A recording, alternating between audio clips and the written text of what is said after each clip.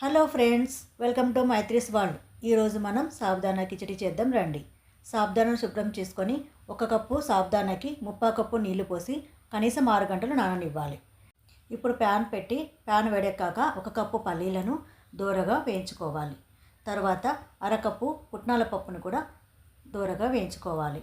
ఇలా వేయించుకున్నటువంటి పల్లీలను పుట్నాలను ఒక చిన్న మిక్సీ జార్లో వేసుకొని చాలా మెత్తగా గ్రైండ్ చేసుకోవాలి. ఇలా చేసుకున్నటువంటి పౌడర్ని మనం నానబెట్టి ఉంచుకున్నటువంటి సాబుదానాకి కావలసినంత వేసుకొని కలుపుకోవాలి.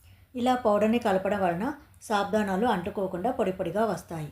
తర్వాత ప్యాన్ పెట్టుకొని ఆయిల్ వేసుకొని ఆయిల్ వేడెక్కాక ఆవాలు, జీలకర్ర, పచ్చిమిర్చి ముక్కలు, సన్నగా తరిగినటువంటి ఉల్లిపాయ ముక్కలు వేసుకోవాలి.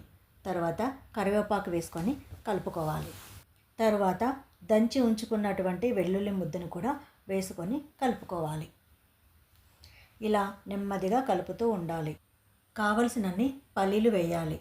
సన్నగా తరిగి ఉంచుకున్నటువంటి క్యారెట్ ముక్కలు కూడా వేసుకోవాలి. తగినంత ఉప్పు వేసుకొని కొంచెం పసుపు వేసి బాగా ఫ్రై చేయాలి. ఫ్రై అయిన తర్వాత కలిపి ఉంచుకున్నటువంటి సాబుదానా వేసి మరి కాసేపు ఫ్రై చేసుకోవాలి. బాగా ఫ్రై అయ్యాక స్టవ్ ఆఫ్ చేసుకొని ఇప్పుడు కావలసినంత నిమ్మరసాన్ని పిండుకోవాలి. Tasty sabudana khichdi ready. వేడివేడిగా తింటే సూపర్గా ఉంటుంది. మీరు ట్రై చేసి చూడండి.